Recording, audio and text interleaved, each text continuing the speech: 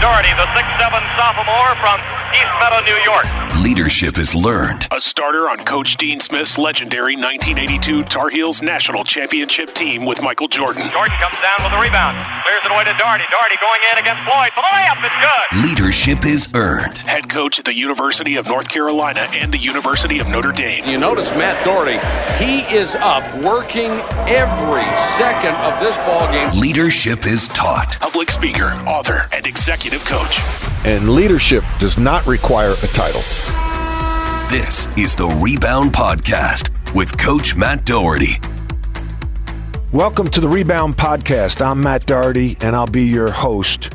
On this podcast, we focus on the topic of leadership and overcoming adversity in an open and raw kind of way. We discuss setbacks and how to rebound from them. I became passionate about leadership after being forced to resign from my coaching job at the University of North Carolina in 2003. I went on a leadership journey and realized it may be the most undertaught topic in formal schooling, yet the most important. Today with me is Susan Cates. Susan is the managing partner at Leeds Equity Partners. Leeds operates in the knowledge industry. She has 25 years of experience in investment banking, private equities, and education leadership. Susan is a Duke undergrad and UNC MBA graduate.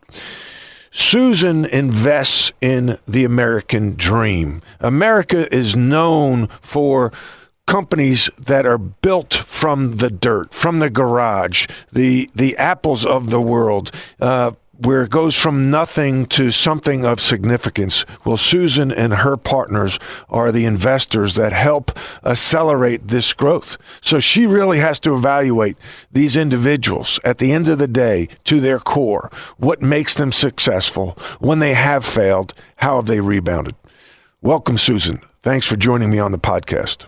Thanks, Matt. Nice to be here. Tell us more about what you do and your career up to this point. Happy to. What I do currently is I'm the managing partner of Leeds Illuminate, which is a new strategy launched in partnership with Leeds Equity Partners.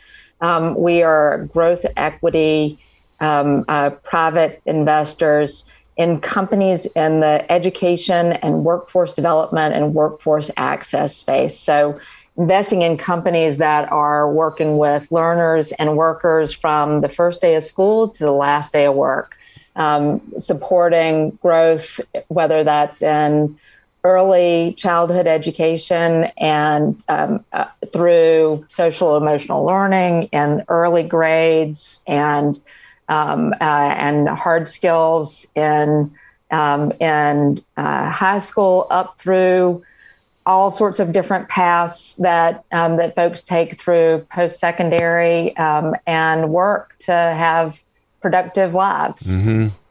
How did the pandemic impact your business? You know, it's actually it's pretty fascinating. I've been in the education sector in one way or another for 22 years, starting my career in investment banking, and then as a partner in a private equity group before moving into operating roles, both at UNC and then in a public company where I was COO for some time as well.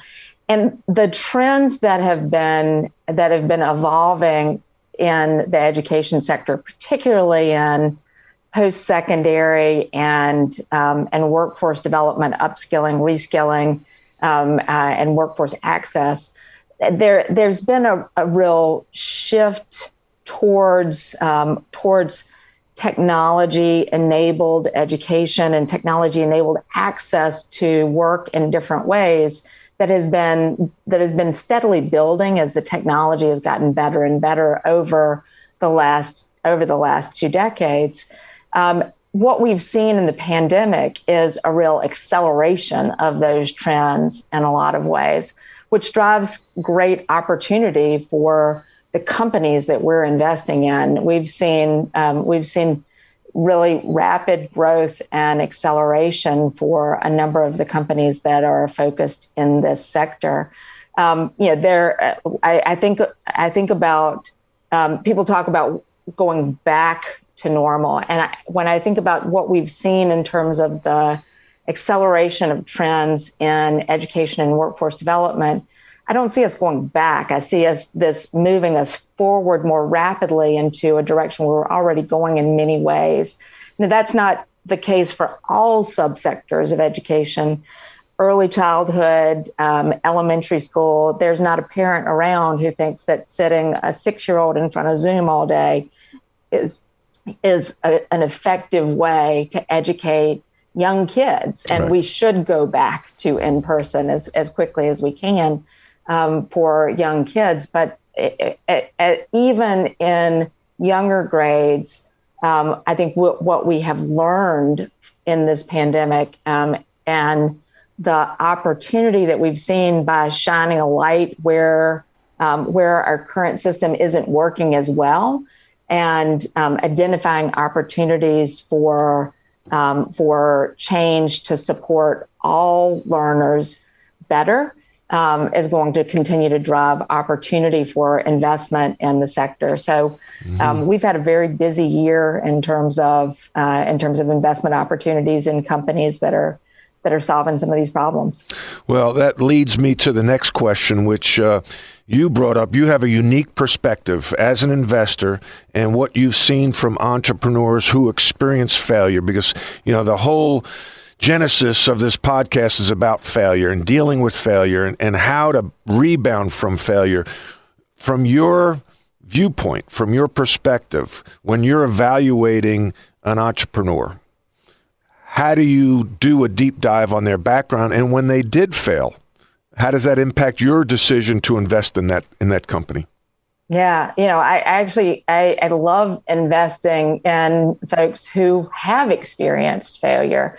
Life is not always up and to the right as you think about financial charts, right? It's there are dips and blips, and you have to figure out how to recover from those, how to be resilient, and how to learn from those and go forward. Entrepreneurs, by their nature, are optimists, and that is, I think you have to be to go launch something new and start something. You have to believe that you can do something big, something that hasn't been done by somebody else, fill a need that other people aren't doing. And you don't always win at that. You don't always succeed at that.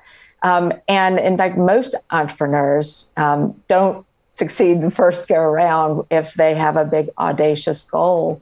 And entrepreneurs who have experienced failure, experienced missing that brass ring that they were aiming at in terms of the company that they wanted to create, the value they wanted to create, the impact that they wanted to have, are much more attractive to me as folks to invest in, because they've built up some scar tissue. Mm-hmm. They've experienced what happens when you miss, and had to pick themselves back up and go forward, and still have the resiliency to be optimistic, to go and believe that they can do it better the next time, that they can go and create something that will succeed the next time. So, we dig in on certainly on background in terms of really understanding an entrepreneur's story. How did he or she get to where they are today? We're typically investing, for Leads Illuminate, we're typically investing in companies that have reached some level of scale and success, that are at 10 million plus in revenues, that have a line of sight towards cash flow positivity over the next 12 to 24 months. So they've figured out some aspects of their business model, but still, a lot of room to grow in terms of scale. And so one of the things that I'm most interested in when I'm first meeting with an entrepreneur is really understanding his or her story. Where did they start from? Where were what were the milestones and the transition points in their career?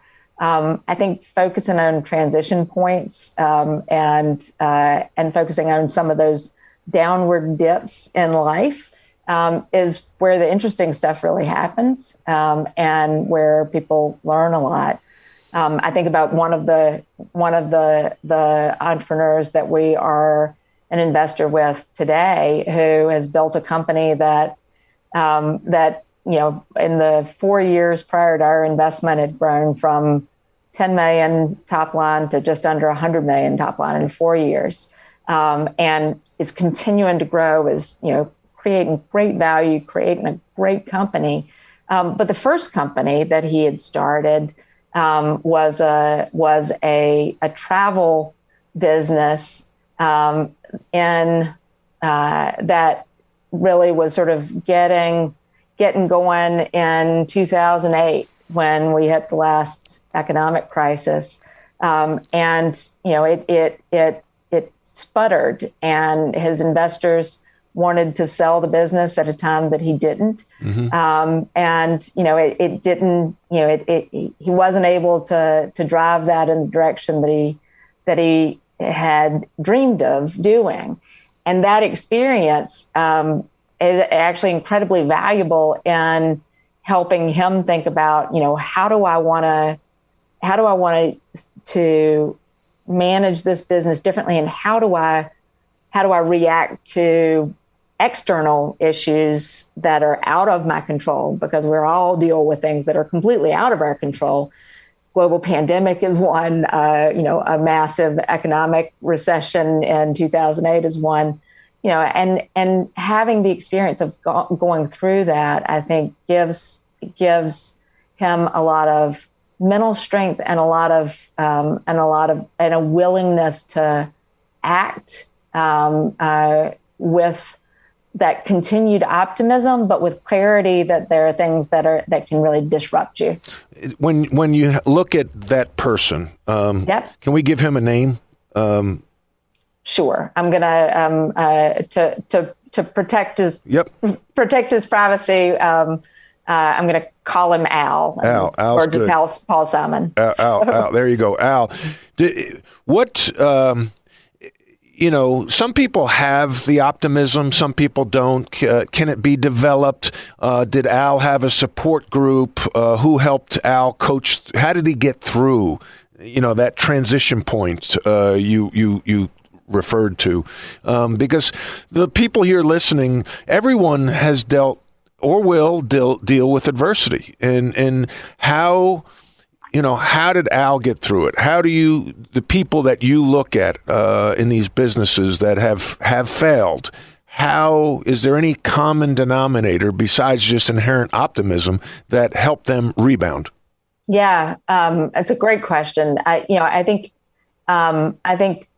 it, both for Al, for other entrepreneurs that I'm thinking about who have experienced similar sort of issues where they've been, pushed out of a company that they've, put years and years of work and their heart and their life into, that weren't that reached a point where, due to friction with their investors or challenges in the business that were pushed out of the business, how do they really deal with that? Almost all of them that I can think of have had people who've been through that before, who have been coaches, advisors, a friendly ear and shoulder to hear them out, to let them not just deal with frustration, but turn that into some self-reflection, because we all need somebody that we can tell about our issues, who's gonna be in our corner. But to grow from failure and to grow from those mistakes, you don't need a chorus of people saying, well, that it was unfair. Right. It was not your fault. It was, those people are horrible. Oh, yeah, no. You need your mama to tell you that. Right. But you need people around you who help you look at your responsibility in creating that situation and help you look at what you could have done differently, what you should have done differently, what you shouldn't have done differently too. Maybe there are failures that, right. You wouldn't turn around and do a thing differently about it. And recognizing that is an important part of the journey as well. Well, I talk in the book I've written called Rebound from Pain to Passion that we need to surround ourselves with truth tellers. Yes. We need to have people on our team. Even I jokingly say my next head coaching job, I'm going to have an assistant coach that on the business card his name or her name, and the title is truth teller. And they are allowed to come to me whenever they feel necessary and knock on my door, whatever it might be. Don't even knock. Just come in, tell me the truth. And I've got to thank them for that. Yes. Praise them for that. And I got to listen. I don't have to act, but I just have to listen and applaud them for doing that. So I encourage them to do it again, because we all have blind spots. And I tell people, I said, what if you, as a CEO, put a hidden microphone in the break room, and after a staff meeting, when everyone went back to the break room and you went to your office and they start complaining about you, wouldn't you want to know what they're saying? Like, isn't that helpful? Yeah. Like that, like, because everyone does it. Everyone does is everyone's going to complain about the boss. So you want to know what they're saying so you could fix it. Absolutely. And you need some creative conflict on your team as well. And that's that constructive pushback around things, makes teams better. It's not always easy to listen to the truth tellers, though. No, because it's, it can get painful when you've got somebody telling you that, that you don't listen. Baby's ugly. That the way you think about things is not going over well.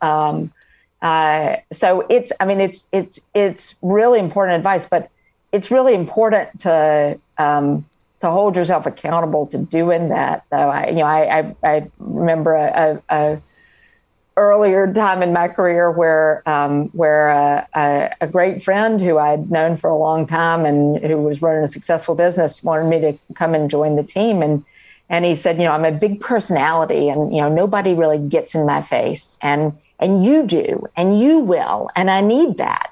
And I said, well, I do, and I will, and you do need that, but you should write down that that's what you want, because you're going to like it less when I'm there doing that with you every day. So did you join the team? I did. I was right. He liked it less. Tell me of an incident where you went in, you confronted him or her. I'm assuming it sounds like it was a him. It was, and it didn't go as planned. Yeah. Early on in that relationship, there was we had a pretty meaningful difference of viewpoints on an organizational structure issue. Where I was coming on and we had talked about, well, these 5 roles are going to report into you. And right before I joined the team, he talked to one of the executives who was going to be reporting to me. And that person reacted very negatively because that person didn't want to have a role between him and the CEO. And I can understand that emotion and that reaction. But my friend and my soon-to-be boss made a decision on the spot to acquiesce to what that leader wanted, and changed what we talked about in terms of a reporting structure. And and I felt pretty strongly that whether that was the right decision or not, that it was setting me up in a way, walking in the door where it sort of undercut my credibility in the organization, and really pushed hard on that, in a way that I think, that he very much took as me questioning his judgment and questioning his sort of right to make that call. Mm-hmm. And I think about how I approached that and how I could have handled the conversation in a way to deliver that point, which I would still stand by, mm-hmm. But do it in a way where he felt less defensive about the decision, and if that might have helped that dynamic get off to a better start. Susan, continue with what I'll call the CEO challenge. He said he wanted pushback, honest feedback, someone to challenge him, and you went to challenge him. And it sounds like you're more reflective on how could you have done it differently, but he's told you he wanted to be challenged. And so, there's a little bit of an art form, but when someone tells you, hey, I want to be challenged, challenge me, and you did, and it sounds like it didn't work out as you had hoped. Yeah, I think that's certainly true, and that's fair.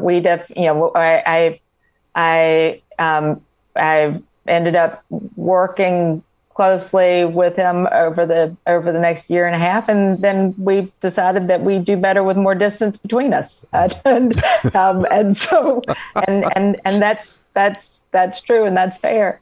But one of the I put myself into the same situation. I try to think about, it's one thing to say that you want a truth teller, and it's another thing to sit with that and to live with that and to really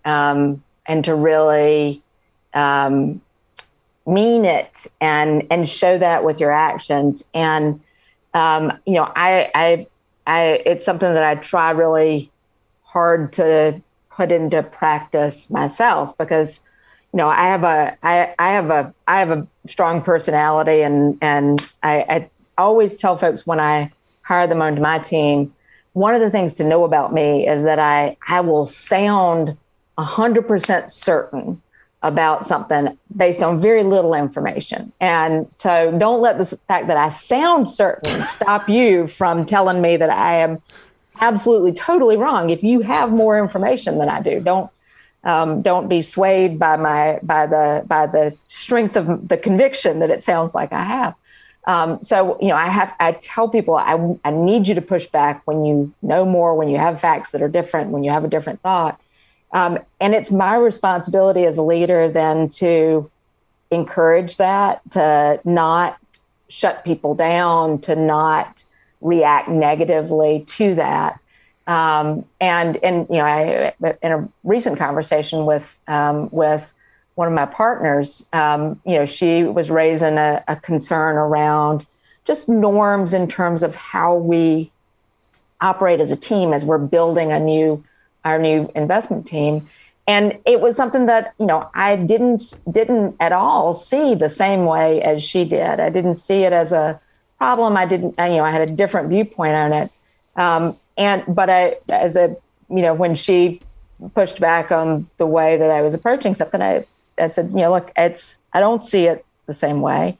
I won't pretend that I see it the same way, but I respect you, and I need for this not to be an issue for us as a team. And so let's define ways where we can avoid this feeling like friction to you. And so trying to both be honest with my own feedback, but to welcome the pushback and to support that and try to do something constructive with it is something that I'm trying to do better in my own life as a leader. So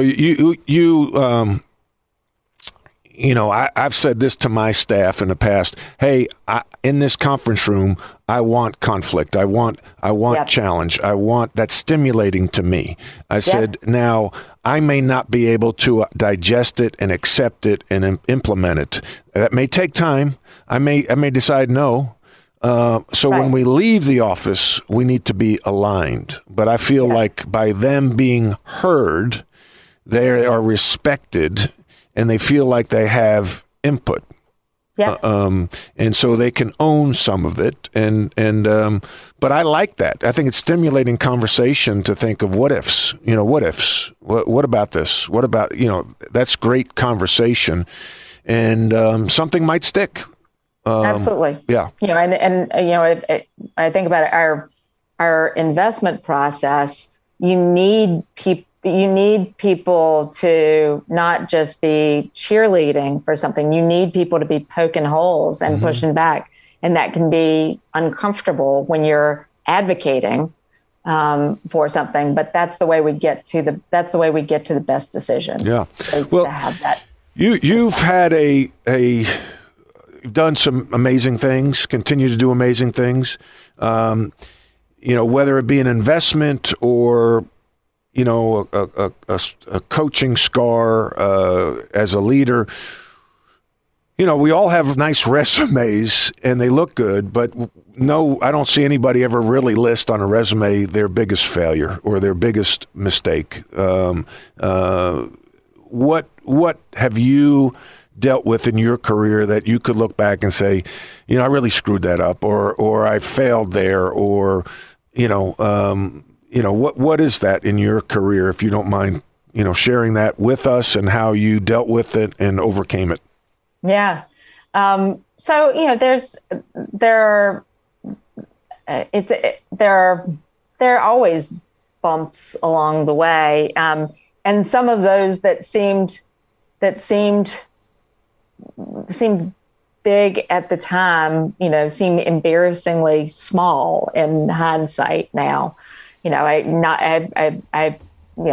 applied to, when I was applying to business schools, I didn't get into Stanford where I really wanted to go. And, wait a second. Now, don't tell me UNC was your safety school. That's a shot. And UNC is my home and my love now. And my Duke friends will burn me in effigy for saying it. So, but it's, that failure to get what I thought I wanted and where I thought I wanted to be led me to a place that, has become a real home and a real community and a real support for me that, I'm better off for it. I think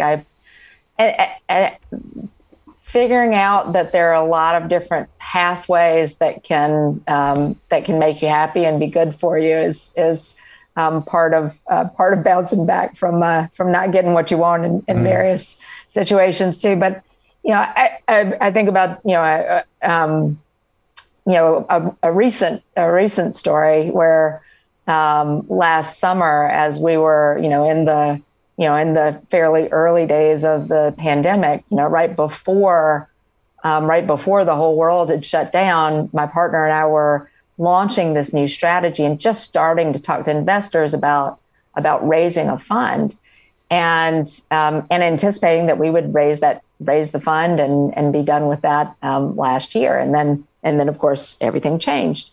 And we had an opportunity with a company to lead an investment in this incredibly successful company where we could add real strategic value, and they were willing to take a bet on us, even though we didn't have a fund, we didn't have committed capital in place, we didn't have a fund in place yet.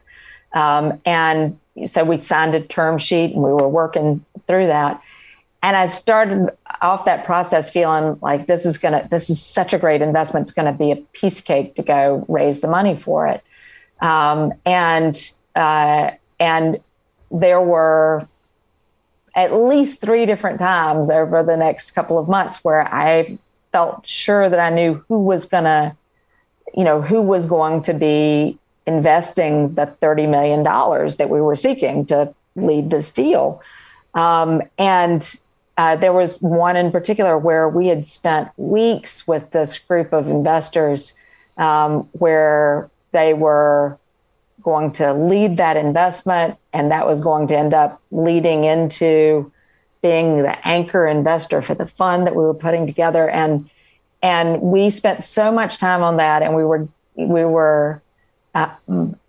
really thought that we were going to get there on it. And at the end of, as we were, negotiating around the terms, what they were asking of us was a lot more than we were willing to give. And my partner and I said no to it. And it was so deflating. It was because it felt like, this was sort of the third group that that we thought was gonna make this happen. And really, I just spent a couple of days of feeling like, I don't know if we're going to be able to get this done.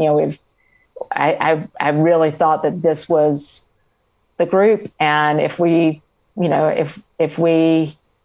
can't get this investment done and raise the money, how are we going to raise the fund that we're doing? This is gonna be devastating to our reputation in the market to have said we could go do this and not be able to do it. And I've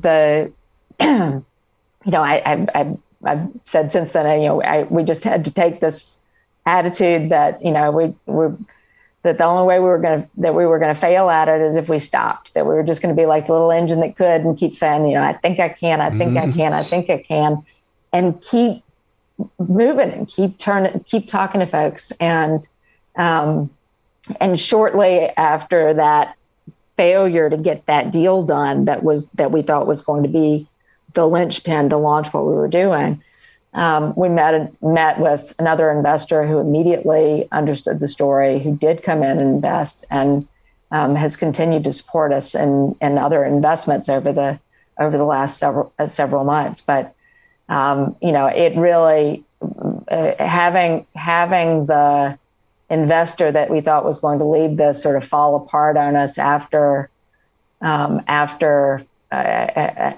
this long period where we were really hanging our hat on that was a pretty low point in an already kind of crazy year in 2020. For sure. 2020 was tough on a lot of folks. What advice, as we start to close here, what advice would you give someone who's dealt with a major setback, failure in their lives or careers? Yeah. I think the best advice I can give is to take the perspective that, that time heals, and to really actively take stock of a failure in one aspect of your life doesn't define who you are, and it doesn't even define that aspect of your life. It just defines that moment, that incident. And so taking stock of the things that you do well, that are in other parts of your life, is, I think, important. But really paying attention to the failure, not just shying away from the hurt of it, to reflect on what it teaches you about yourself and what it teaches you about how you can operate differently. You can't control other people. You can't control a pandemic. You can't control an economic recession. All you can control is your reaction to things. And so using failure to really focus on how your reaction can be more productive the next time is the thing that is in your control when you experience a failure. Amen to that. Susan Cates, thank you for sharing on the Rebound podcast. We've learned a lot. Overcoming setbacks is a huge challenge. We often feel all alone and try to wear a strong mask, but that mask often becomes so heavy that we become broken. Admitting your vulnerability is freeing. Vulnerability is the new invincibility, says my friend Brian Moran. Thanks for listening to the Rebound podcast. I welcome any and all feedback. You can reach me on Twitter @DohertyMatt.